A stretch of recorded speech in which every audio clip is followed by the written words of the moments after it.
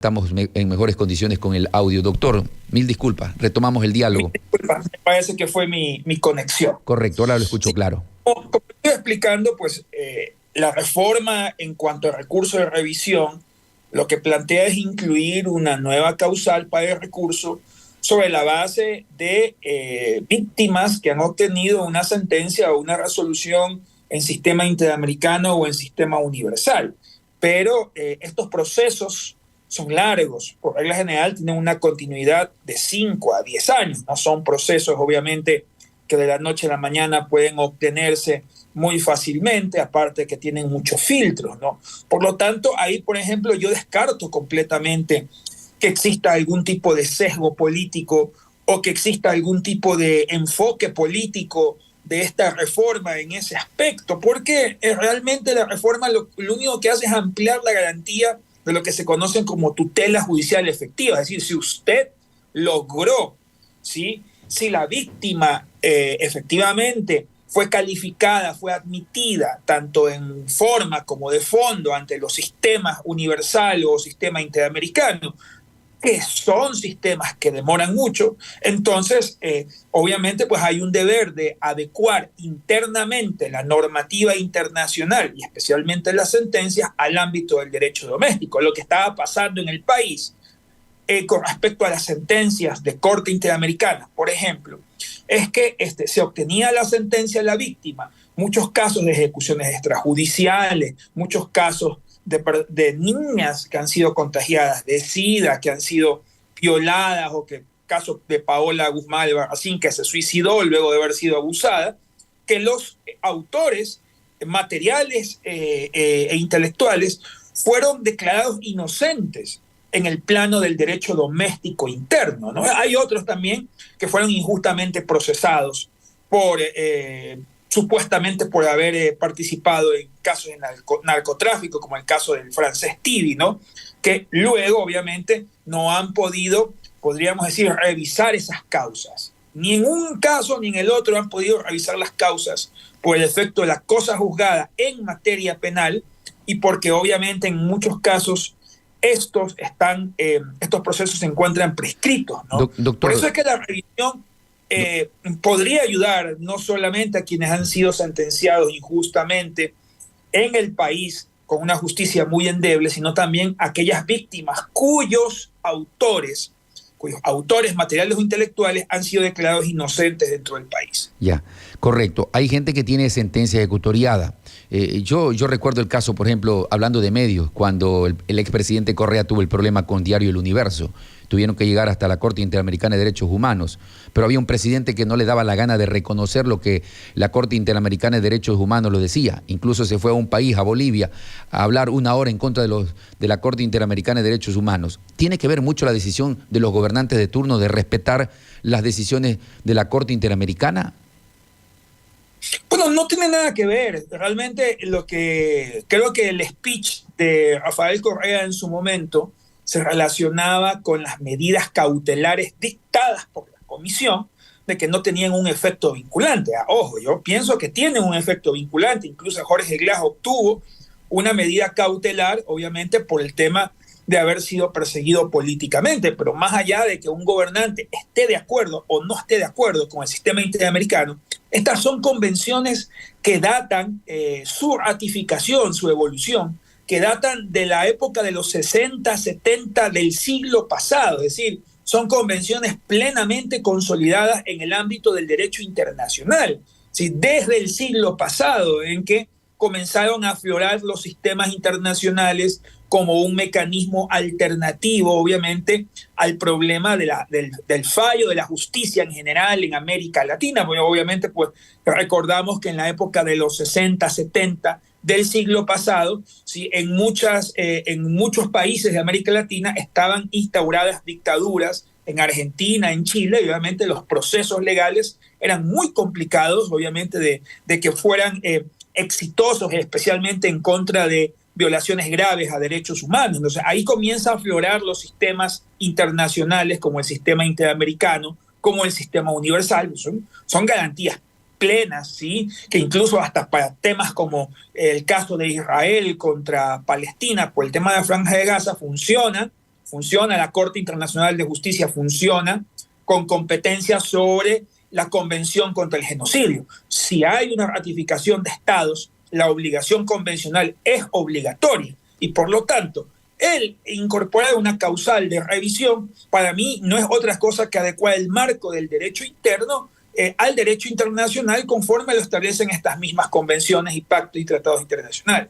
Bien, pero si bien la mayoría de la Asamblea ya ha tomado casi un camino y mañana se van a reunir para tratar el tema, pero así, en honor a la verdad, ¿es solamente la Corte Interamericana la que podría hacer la revisión? ¿O cualquier organismo de derechos humanos internacional podría entrar a revisarlo? Porque es lo que yo le entiendo. Dan a entender la mayoría de la Asamblea que ahora ya no están con los correístas. Dicen, no, es que cualquier institución de derechos humanos quiere revisar una sentencia ya ejecutoriada.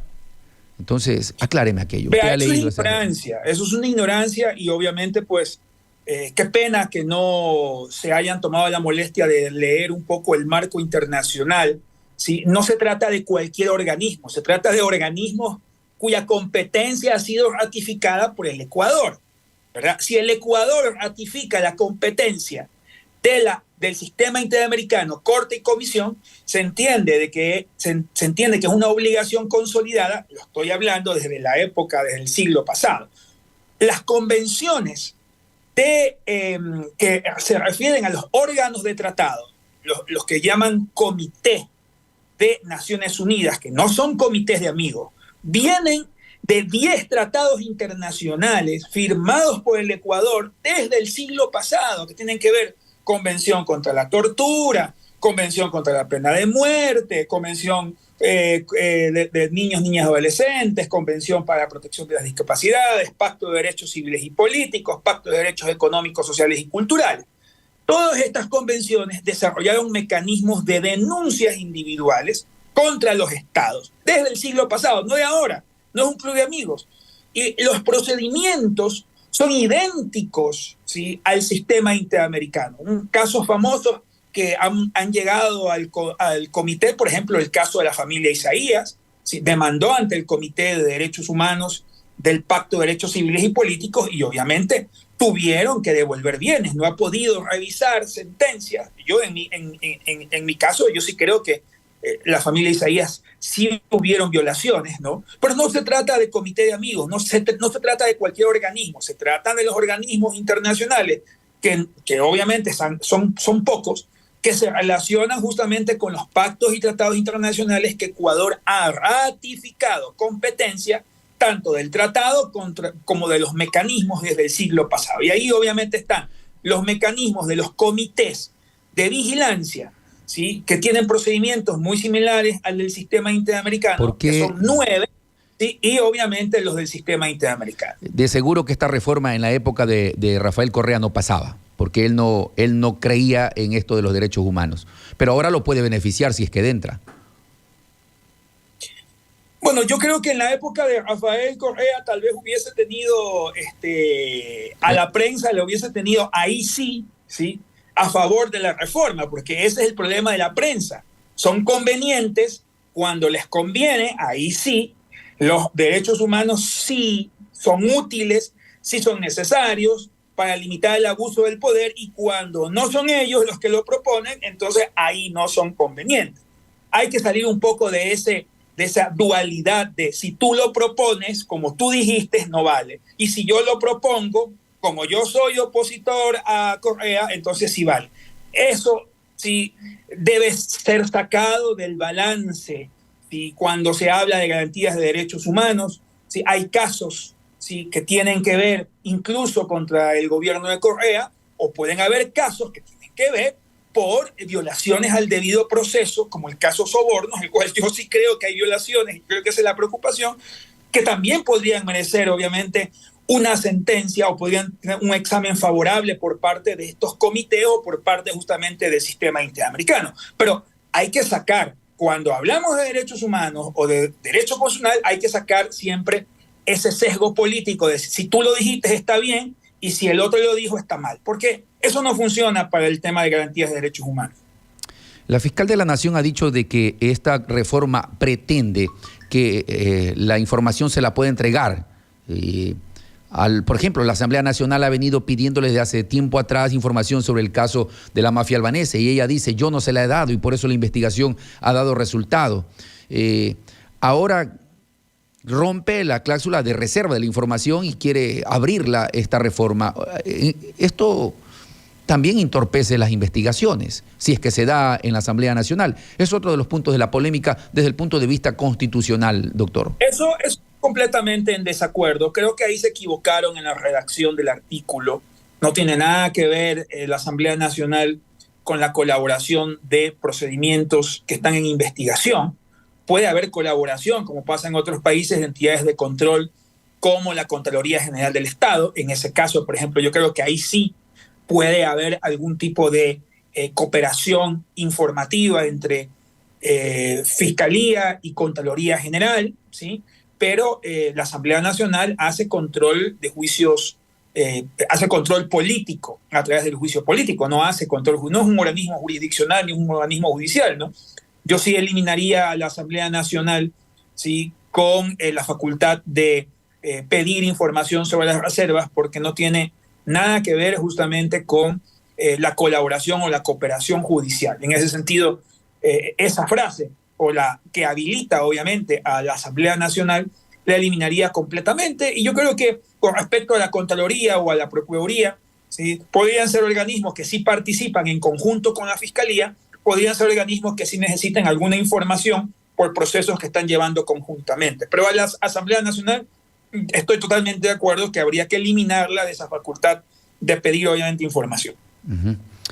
Bueno, el derecho internacional como que es un poco hasta desconocido por los legisladores, entonces, por lo que usted expresa, porque se le ha dado un tinte de que incluir esto en las reformas al Código Orgánico Integral Penal sería legislar a la carta, y lo han dicho no solo cualquier asambleísta, lo han dicho directores de bancada, y eso ha hecho de que el rumbo de esta reforma, pero sí, usted que lleva muchos años en el trabajo como profesional y en el derecho constitucional, lo que sí me llama la atención es por qué ahora sí lo promueve el correísmo y no lo hizo durante los 10 más 8, 10, 16, 15 años atrás, donde empezaron a gobernar ellos.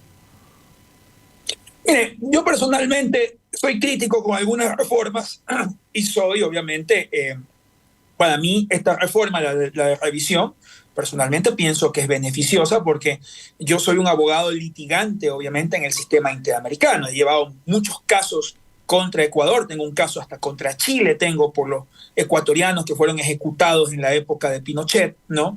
No creo que el aumento de penas vaya a solucionar tampoco el problema de la delincuencia, y siempre hago una crítica de cómo usted eleva la pena de 6 a 13, de 13 a 19, porque simplemente se le ocurrió elevar, o hay algún razonamiento criminológico, hay algún razonamiento de impacto, de un análisis, podríamos decir, económico, del impacto beneficioso que pueden haber el aumento de penas con respecto a la prevención del delito, porque a veces se hacen análisis económicos del derecho para poder generar obviamente un aumento de pena.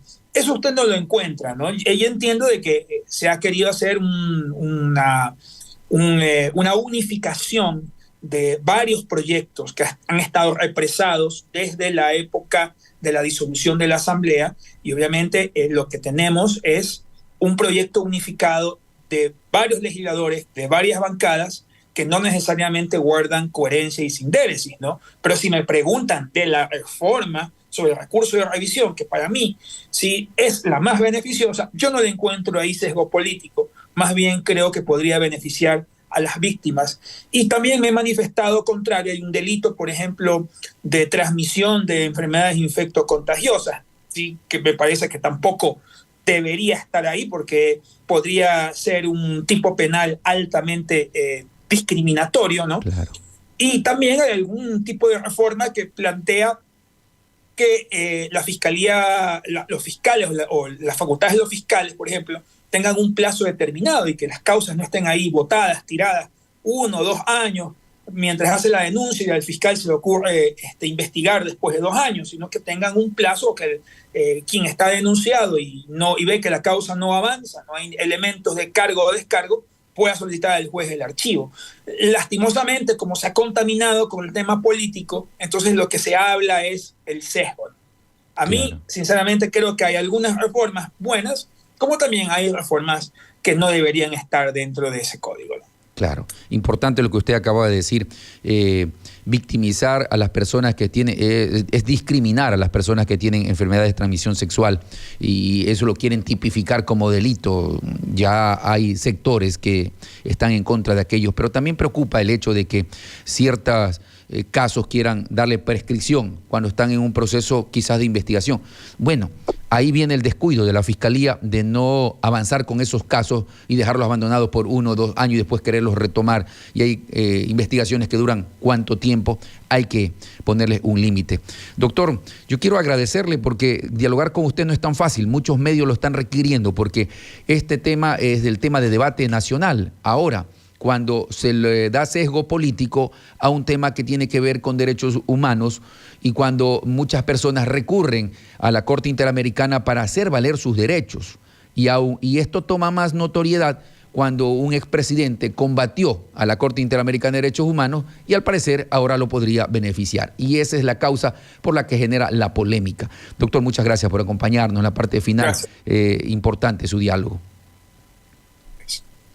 Nos acompañó el doctor Jorge Sosa Mesa. Él es constitucionalista, defensor de derechos humanos en cortes internacionales, defendió a varias instituciones en tema de del derecho internacional a través de la Corte Interamericana de Derechos Humanos. 6 de la mañana.